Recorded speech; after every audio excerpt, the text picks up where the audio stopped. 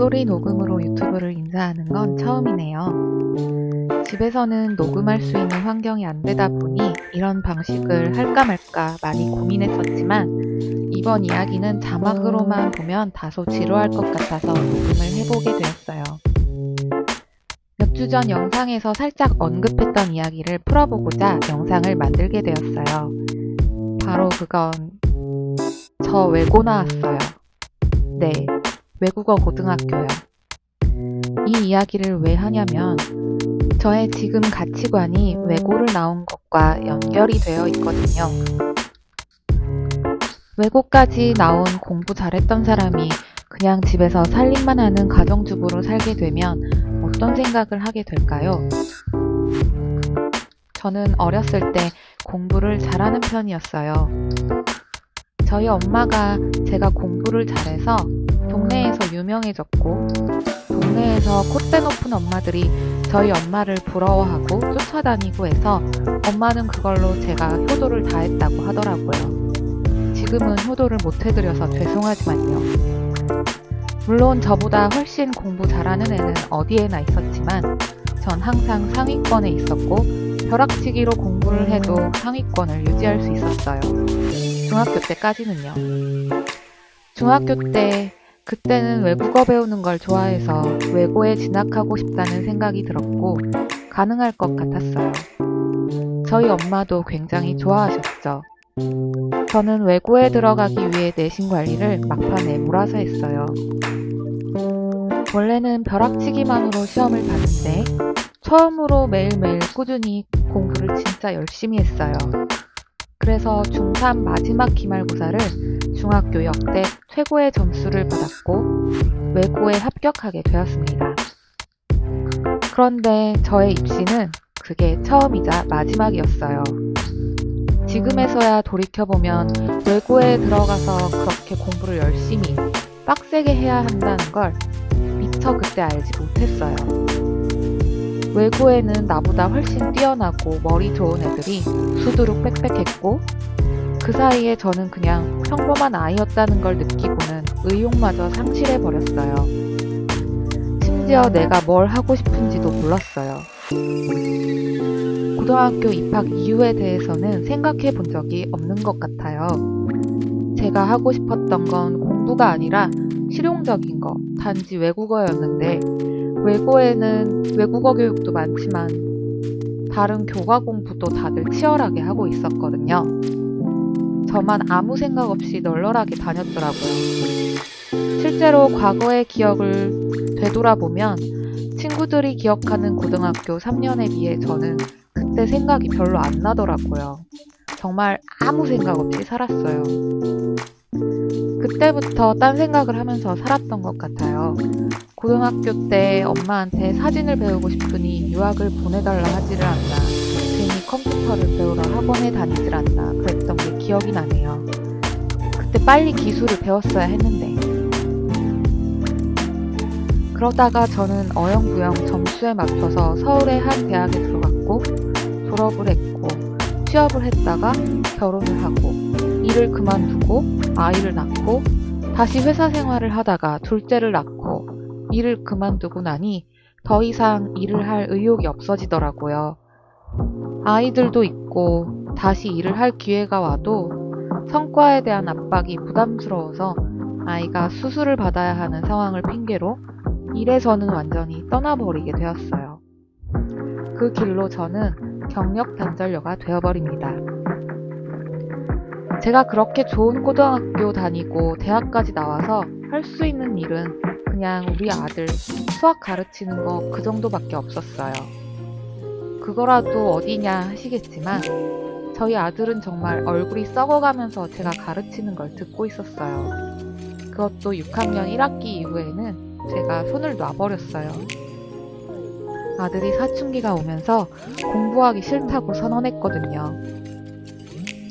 그래서 그래 하지 마라 했죠. 진짜로 학교 갔다 오면 게임만 하고 살아요.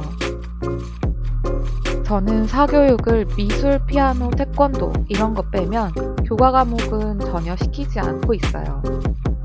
아이가 필요하다고 하면 해주겠지만 그렇지 않은 이상 학원에 돈을 들이는 것이 아깝다고 생각이 들었거든요.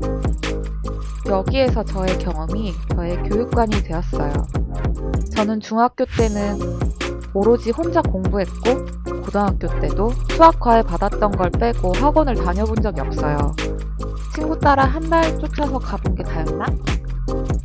제가 공부할 마음이 있었다면 더 다녔겠죠? 수학 과외도 어느 날 모의고사 점수 중에 수학 점수가 정말 충격적이어서 엄마한테 과외 좀 시켜달라고 했던 거였어요. 그 전에는 그럼 아무것도 안 하고 있었던 거였죠. 그런데 공부하는데 전혀 문제가 되지 않았어요. 서울로 대학교 잘 왔잖아요. 물론 학원도 요즘 아이들처럼 다녔더라면 아무 생각 없는 저였더라도 더 잘해서 연고대는 갈 수 있지 않을까 생각이 들지만 애초에 공부에 관심이 별로 없고 목표도 없는데 그게 무슨 소용이었을까 싶어요. 그래서 저도 학원은 필요할 때 가야 된다고 생각하고 아이가 원하지도 않는데 학원에 보내는 것이 저는 일종의 공이라고 생각했어요. 나중에 커서 정말 배우고자 하는 게 생긴다면 그때 가서 열심히 공부하는 것도 저는 괜찮다고 생각하거든요.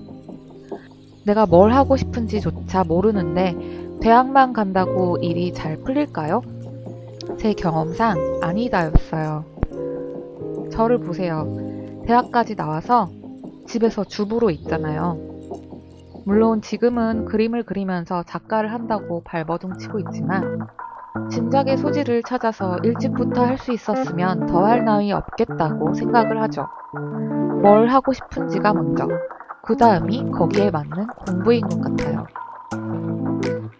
우리 아이들은 또 공부는 아니다 라고 생각한 게 저희 둘째도 조금 남들보다 느리다 보니 공부를 해서 경쟁하는 것은 아이의 특성상 맞지 않다였고 아이의 특성과 성향에 맞게 교육 방법도 달라야 한다고 느꼈어요. 지금 이 과정을 따라갈 수 없는 아이한테 억지로 공부를 시킬 수 없잖아요. 저희 아이들이 공부에 특별한 재능이 있었다면 저도 공부를 시켰을 것 같아요. 공부는 재능이라고 생각하거든요. 하지만 저희 아이들은 공부에 전혀 재능이 없으니 얼른 기술을 배우게 해야겠다는 생각을 했어요. 저도 공부는 잘하는 편이었지만 재능은 없었던 거죠. 얼른 기술을 배웠어야 했는데 말이죠. 그러다 보니 사교육도 안 시키고 애들 공부도 안 시키고 요즘 시대의 엄마들과는 다른 길을 가고 있어요. 제가 이런 가치관을 가지고 있는 걸 얘기해봤자 다들 그렇구나 하지만 공감해주는 사람은 없는 것 같아요. 다들 어느 학원이 좋은지 어디 학교를 진학할지 고민하기도 바빠서 그런 정보가 있는 사람들끼리 만나지 저는 낄 틈이 없답니다. 공부 제가 해봐서 알거든요. 끝내주게 공부할 거 아닐 바에는 빨리 자기가 어떤 걸 잘하는지 찾아서 하는 게 행복한 길이라는 걸요. 공부가 행복하면 공부하면 되고요. 저는 아이들의 행복한 길을 위해 지지해주기로 했어요. 저희 아이들은 게임을 너무 좋아해서 그러면 게임 특성화 고등학교를 가라고 했어요. 미래는 또 어떻게 변할지 모르고 실제 게임 개발이 아들에게 맞을지 안 맞을지 모르겠지만 아이에게는 나중에 20대가 되어서 이 길이 아닌 것 같을 때 그때라도 다른 걸 해도 절대 늦지 않으니까 일단 해보자고 했어요. 자기가 뭘 잘하는지 뭘 좋아하는지 알려면 경험을 많이 해봐야 알 수밖에 없으니까요. 그래서 외고 나와서 뭐하니? 하면 전 가정주부 하고 있고요. 그러다가 우울증도 왔었지만 그림 그리는 것이 적성에 맞는다는 것을 뒤늦게 알게 되어서 그림으로 우울증도 극복하고 그림을 계속 그리고 있네요. 조금 오랜 기간 방황한 느낌입니다. 제가 뭘 잘하는지 알게 되기까지요. 이런 저의 경험이 지극히 개인적이어서 공감해줄 수 있는 사람이 없다는 걸 알지만 정말 신기하게도 저와 비슷한 경험을 한 사람을 만났어요. 그분이 스쳐 지나가는 말로 아이들한테 공부 안 시킨다 그러셨는데 그냥 그러는 건가 보다 했거든요. 그리고 외고 나왔다고 우연히 알게 되고 지금 그림을 그리고 계시니 나랑 비슷한 게 많다고만 생각했어요.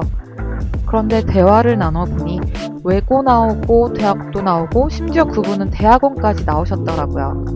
그러다 보니 생각도 가치관도 비슷하고 MBTI도 같더라고요. 정말 한순간 한순간 공감 안 되는 순간이 없을 정도로 많은 부분에서 비슷했어요. 둘이 앉아서 공부해서 뭐해? 이렇게 이야기하고 있었어요. 여기에서 느낀 건 이런 경험이 나의 개인적인 경험이지만 비슷한 경험을 한 사람도 있는 걸 보니 나 혼자만의 생각은 아닌가 보다 해서 이렇게 유튜브로 공유하게 되었습니다. 외고 루저는 그래서 이렇게 생각합니다. 이렇게 뒤늦게 재능 찾아서 할 거면 공부해서 뭐하니? 빨리 재능 찾아서 하고 싶은 거 하면 됐는데 라고요.